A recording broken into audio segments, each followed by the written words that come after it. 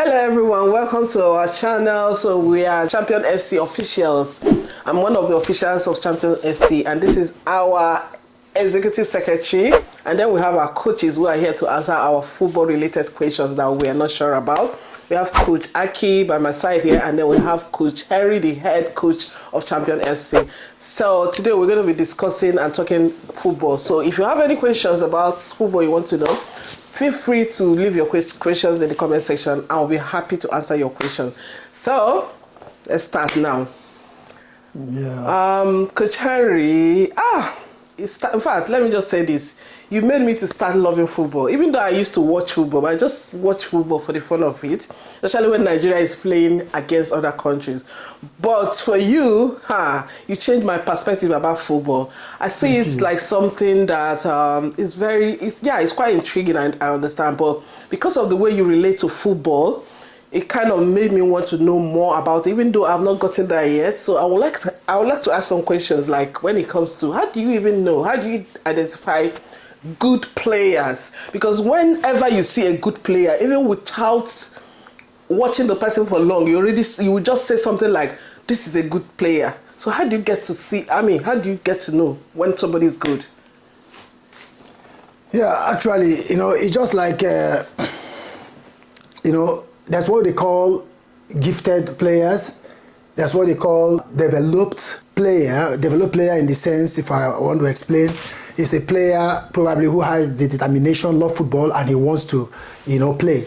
And then there are players of a difference, which the players that probably from the onset, naturally, he is a good player. So when some of these players that are natural born players, when you see them, you will know by the skills. And some of these players are the players that play, think outside the box. They don't play based on what their coach taught them to play. Just like, for example, players like Messi, players like Ronaldo, and so many of them like that. Despite the fact that those ones were just projected to the lamp like that, so many of them like that. So it's easy for we coaches to identify this guy is a natural player, because you see him thinking outside the box, doing the unimaginable things. So that's so how much of that is skill-wise and them on the ball compared to their strategy and how they think and how they strategize tactically on the pitch? So when you identify a gifted player, how much of it is down to their skill? How much of it is down to their strategy and tactics? Natural players are born with all of that. They don't develop it, they just do it, and the moment they're with the ball, you see them doing those crazy things that, that you as a coach can even begin to imagine, how did this guy come up with this? So obviously, when a player is gifted all around. That's what they call the natural born player. Is gifted with all of these potentials, so, and you see such players, you will easily catch up with that. Yeah. So from what you're saying now, is it safe to say that natural good players have to be very creative? Exactly. This is exactly what I meant. Yeah. You see that creative display, whenever he's with the ball, and, you see enthusiasm, you see the kind of risk, you see the kind of, I would say, he does everything he does it effortless. With no pain and all of that, so you understand that this guy is naturally technical. Those technicalities, you see them coming out naturally. I think to expand on that as well, like watching football, well, I'm a bit younger, so I probably don't have the years of experience as you do, but from the days of the first Ronaldo's, R9 and Zidane, and then to now where we have people like Haaland, I've seen the progression of football. It seems there's been less emphasis on creativity and more emphasis on structure. So it seems like creativity is actually something that's dying out now in football. As people say that football looks more robotic now. It's taken away that flair aspect of it, because maybe managers are under a lot of pressure, so they also put their players under a lot of pressure. And football has become more tactic based rather than creativity based. So that's why managers tend to get the praise nowadays as well. You get the Guardiolas and so on of the generation who they end up getting most of the focus now, because football's now become a game of chess rather than before, where you focus more on the players' abilities, the technical ability, their creativity, their flair, other things like that.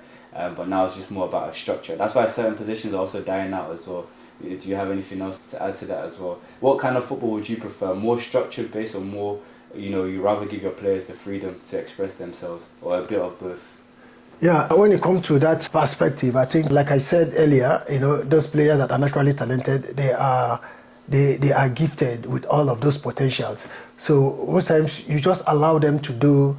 For example, if you watch when my team is playing Champion FC, so some of these guys that can, I know that they are technically good. I don't try to limit them or try to control them with what they do with the ball whenever they have the ball.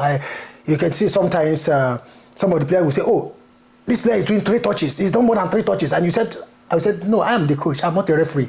So because you want the player to have that confidence to be able to that thing he wants to do, you give him the freedom to do it. That's the only way those players can, grow. So I believe in allowing those technical players to grow by that team sort of structure that I want them to just be playing like that. Yes, you can put the structure, but you shouldn't put away their technical abilities, individual technical abilities. So when do you choose between keeping silent and letting them do what they feel, compared to now you have a say and now you start giving instructions? Where do you draw that line?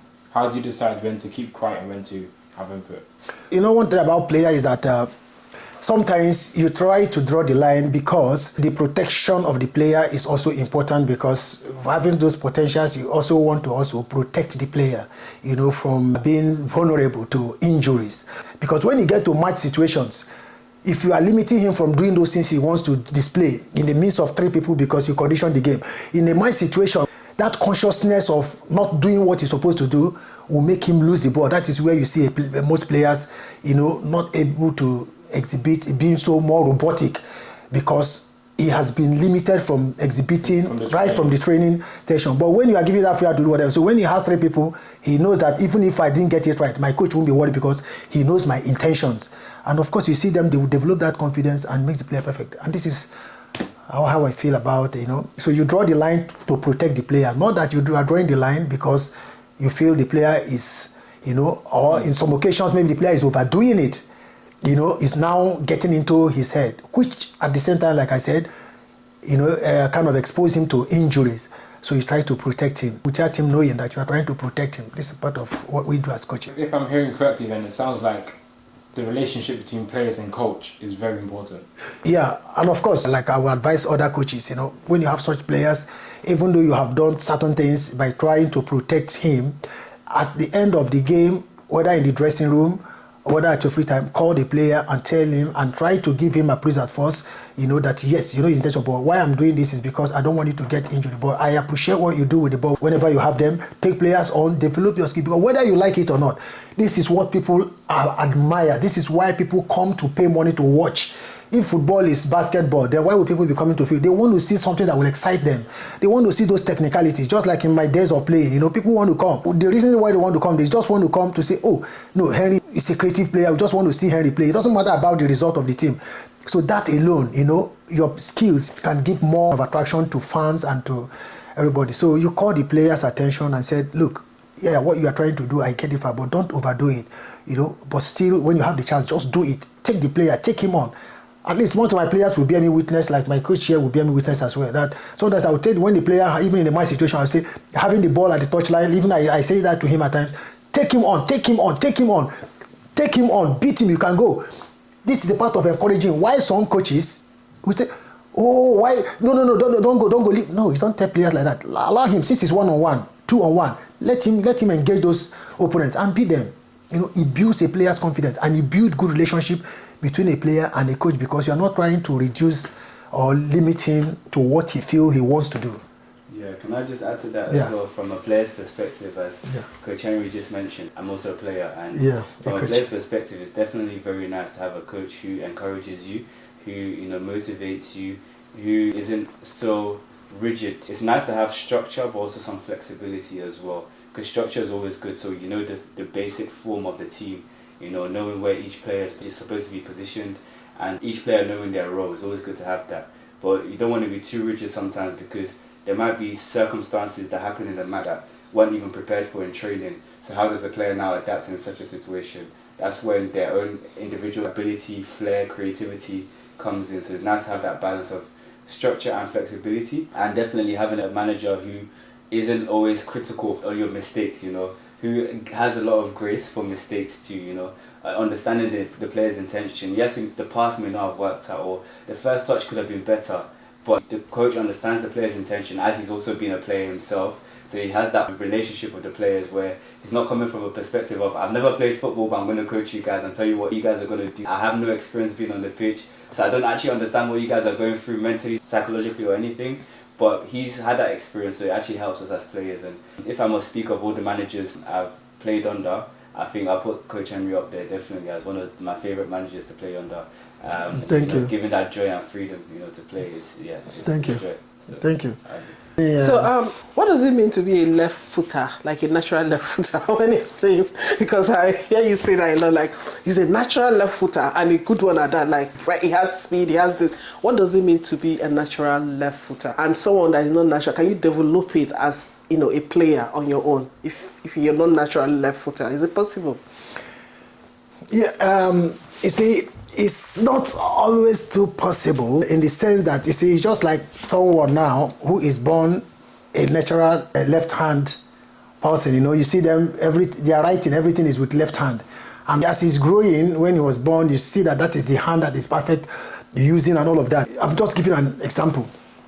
Trying to now force, he might try, but definitely it's not going to be as good as the whatever that is born. That is how he's being created. Yeah, you can try. Just like myself, I always use myself example because I'm a player that uses both legs. You know, I shoot, you know, accurately and everything with both legs. That is different. It's not too common. You know, some people, yeah, I use my left, but it's not as perfect as the right leg, that is his natural leg and all of that. But some of us, it's natural to us that we can use both legs. So somebody that is a natural left footer, you can convert him to use it, but he will never expect him to do as much as, you know, and crafty and crazy things with that natural left, just like Saka, you know, who is a natural left footer. And all of that, you now say, okay, go and play at the right wing, which is his position. You know, he's a left footer, but he's playing from the right wing. But he cannot operate with the right leg. He's still with the left leg, like Salah. These ones are natural. They are born with it. And you see them doing crazy things, even much more. So, yeah. So that means with a natural left footer, they stand out more than the people that have... Yeah, because the number is limited.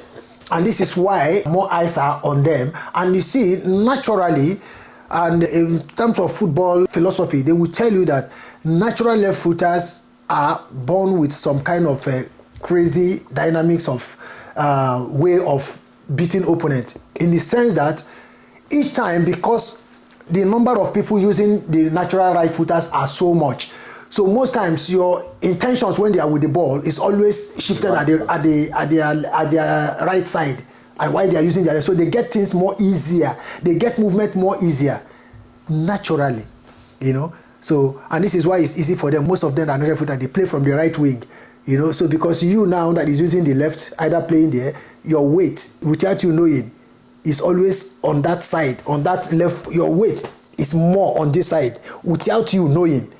So as he is coming, because you two playing the left fullback, you are a natural left footer. So your weight is always like this without you knowing. That's why you see it's easy for them to cut you to the right side, and you say, why is this guy going and he can't stretch? No, because his weight is on this side. These are psychological things. So this is why you see they operate more easily from the right side, get their goals, assist goals more easily.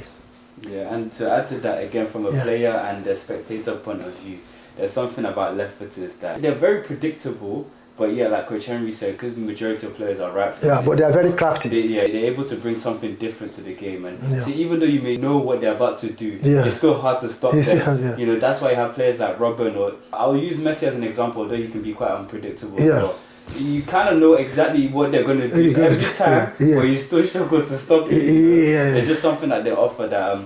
But that's, I think, one of their limitations as well. Is a great strength of theirs, but also a limitation where it's that they're so predominantly reliant on their left foot most left footers cannot use their right foot at all. Whereas right footers, although a lot of right footers can't use their left foot, either, but you can see right footers try with their left foot more than a left footer will try with their left foot. Yeah, I think that is a left footer's right foot is useless. So if you want to stop a left footer, just put him on his right side, and then, you know, then you'll be able it's to finished. Yeah. But their craftiness, yes, is so great that exactly. It takes a crafty player to really do what you are talking about too.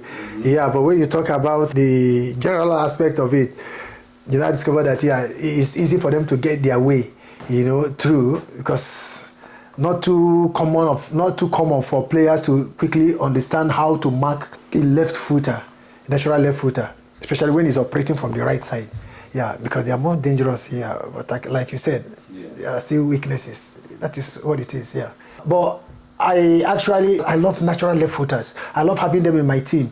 You know, there are some too that I always see how excited you are when the person is a natural left footer. Exactly. The natural left footer, I mean, there are people that are natural left footer. You see the natural footer, but the real natural left footer, you know, that's what I'm saying. You know what you mean by that? You know, and you see one common thing. I don't know if you have observed that. Yeah. Many real natural left footers, they are good. They are good footballers. Yeah. Quite.